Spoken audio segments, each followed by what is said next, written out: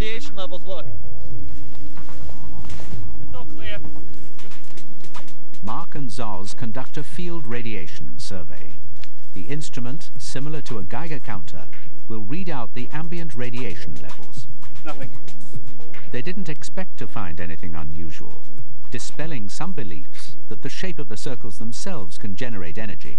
Let's go get the surveying equipment out. Take care of that next. All right. Excellent.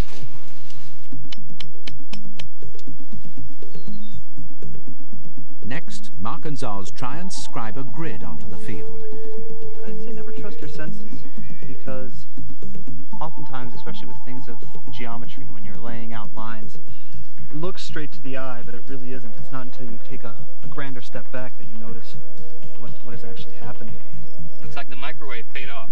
Once the grid is in place, they systematically begin the survey. Expulsion cavity, grid square, 2-1. First with the wheat plants. So that looks like the same things that we've seen in those documents. Each sample will be labeled and recorded into a database for statistical comparisons. In addition to plant specimens, Mark and Zoz take a collection of soil samples in linear formations, both inside and outside the circle.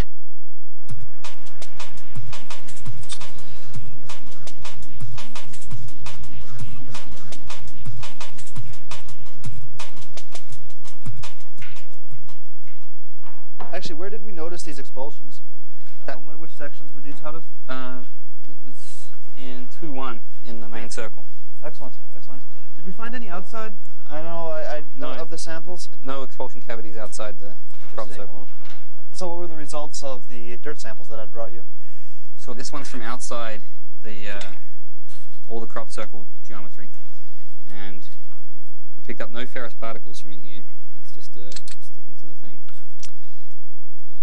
Over here, this one is from 3-4 position inside the main structure.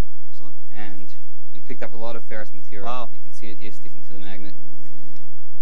Overall, the MIT postgraduate students confirmed that their 3 undergrad friends were successful in their efforts. They got the crop circle shape they were after. They created the expulsion cavities, and they deposited the iron particles. So what mark would they receive? I would probably say it somewhere around a B+ range, maybe B-, somewhere in that range. And I do that for a couple of reasons. The first is, the geometry is excellent. I mean, again, it's over 300 feet long and 100 feet wide. It's a very large crop circle, and after hearing how quick they did it in, I was very impressed by that.